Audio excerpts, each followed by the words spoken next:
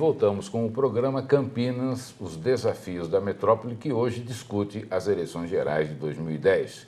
Estão conosco o doutor Marco Aurélio Sampaio, juiz de Direito da Terceira Vara Civil da comarca de Jundiaí, o professor Pedro Rocha Lemos, da Faculdade de Ciências Sociais aqui da PUC de Campinas, e o advogado Dr. Luiz Renato Vedovato, professor da Faculdade de Direito aqui também da PUC. Neste segundo bloco nós vamos falar de marketing, nós vamos falar de tecnologia e vamos falar das candidaturas folclóricas que se apresentam a essas próximas eleições.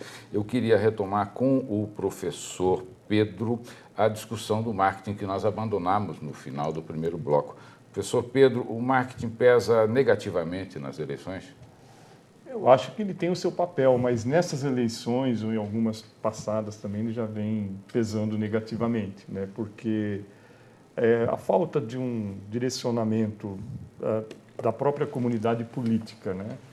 Principalmente governamental e todos, né, que estão no legislativo, executivo, né? Quer dizer, não houve uma vontade de se elaborar e encaminhar uma discussão na sociedade para uma reforma política, né?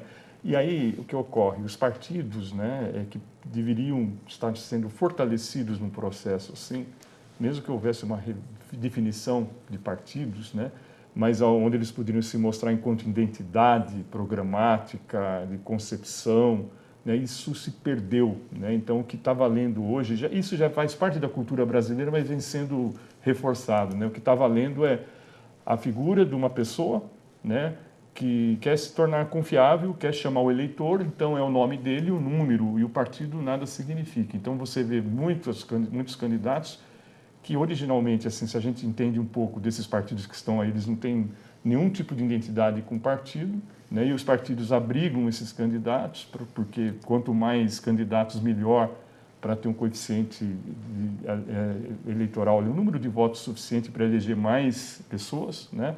E fica essa precariedade onde não se discute política, né? Se discute, ou seja, como se estivesse vendendo um produto, né? Professor Luiz Renato, até queria ouvi-lo a respeito disso. Olha, o horário eleitoral gratuito, que a rigor não é gratuito, né? Esse horário eleitoral ele tem uma formatação, ele tem um modelo. Esse modelo ele é regido muito pelas pessoas especializadas, né, nessa área do marketing eleitoral, na área, né, da comunicação eleitoral, e acaba impondo, né, um ritmo, acaba impondo uma feição, um jeito, né, uma imagem. Isso satisfaz, digamos assim, o horário eleitoral, da forma como ele está hoje regulado, ele satisfaz as necessidades do debate pré-eleitoral?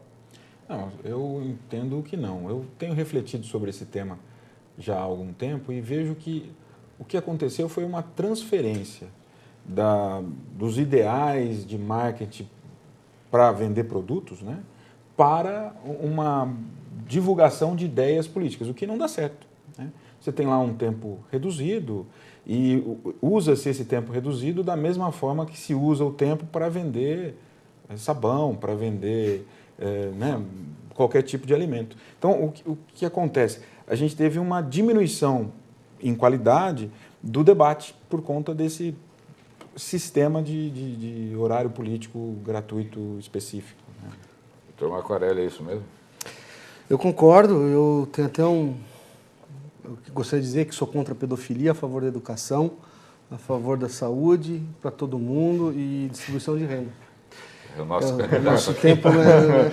Não, porque na verdade o que está acontecendo é isso, todo mundo é a favor disso tudo. Eu queria ver alguém que apresentasse algum programa e não há tempo para apresentar programa. Até, Marcos, você me permite, tinha um candidato que dizia assim, eu sou contra o câncer.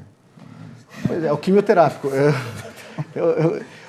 Quando eu falo em tempo para apresentar programa que não há, eu já acho perniciosa, na minha opinião, a divisão que é feita até por legislação do horário político. Até porque é uma repetição das elites, na verdade. As elites que eu falo no sentido técnico de elites políticas, que se encontram no poder, não levando aí um jaez de menosprezo. Mas assim, a composição legislativa, por exemplo, ela tende a pelo menos se manter em determinada proporção, já que o tempo é dado conforme a representação no Congresso Nacional. Então, os chamados partidos nanicos podem, alguns deles podem ser muito sérios, mas eles não vão passar nem essa impressão pelo pouco tempo que tem e pela forma precária até em que é construído o seu programa eleitoral. Nós perdemos um pouco a noção de ágora, que era da Praça Grega, onde se discutiam os problemas. A gente estava conversando, o professor Lemos até no intervalo mencionou isso, acho importante trazer. O espaço público hoje está muito mal dividido, e a televisão é um espaço público.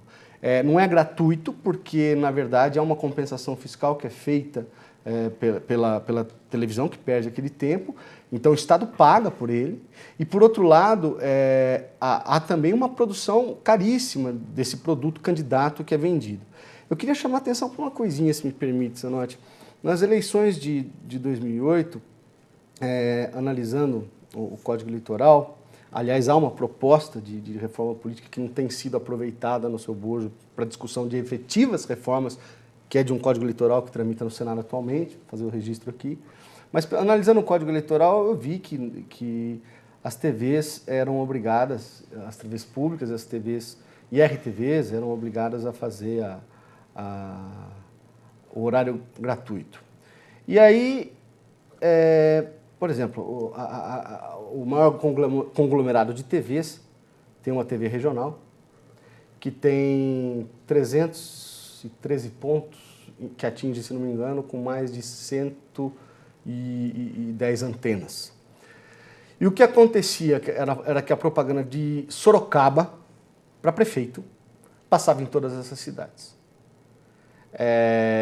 Eu não consegui, eu decidi que fosse transmitido ali para a cidade em que eu estava presidindo as eleições, a eleição municipal do momento, porque eu acho que isso é democrático e porque, eventualmente, algum candidato a vereador ou mesmo o próprio candidato a prefeito ou prefeito eleito poderia se dar melhor nessas eleições, falando português claro, no ponto de partida, na busca de voto do eleitor, porque ele seria conhecido nas 300 e tantas cidades e os candidatos de uma localidade como menor, como, por exemplo, suponhamos aí Valinhos, tal, não seriam conhecidos e eles têm chance também, têm direito também de se candidatar e tem muita gente boa em cidades menores também, como nas cidades grandes. O tribunal, na verdade, cassou a decisão, isso foi a TSE regulamentou dizendo que agora, para 2012, as eleições municipais vão obrigar também as TVs locais, que seriam chamadas de TVs locais, as afiliadas, a fazer a propaganda local. Por que eu faço menção a isso? Porque antes que o Tribunal Superior Eleitoral decidisse, enquanto a questão estava sob júdice, a alegação era dupla. Primeiro, de que a lei das telecomunicações, que não é lei complementar, então não está submetida ao Código Eleitoral e nem à Constituição, que fala que eleição, na verdade, nós vivemos num princípio democrático, para mim isso se insere nisso, dizia que era obrigada a TV a passar o que passava a RTV. Mas o que me intrigava era quando o jogo final de Libertadores, por exemplo, jogo local, era transmitido ali a partir de uma transmissão feita na cidade em que eu estava e não numa transmissão feita numa outra matriz, indo para lá e voltando para ser retransmitido. E pedi à Polícia Federal que fizesse uma análise das antenas e foi constatado que com um equipamento que custava por volta de 400 a 5 mil reais, dependendo do tamanho e do alcance da antena, a propaganda poderia ser feita por todas. Eu acho que isso até poderia entrar na pauta do Congresso para fazer uma compensação fiscal desse equipamento, já que a gente tem que financiar tudo nessa democracia, mas dizer o seguinte: como não ver os interesses políticos dos grandes conglomerados aí também falando forte? Por que ser tão reticente assim a televisão em transmitir uma propaganda política local e manter grandes nomes super conhecidos no estado de São Paulo, por exemplo, que tem aí o maior número de deputados a serem eleitos? Quer dizer, aí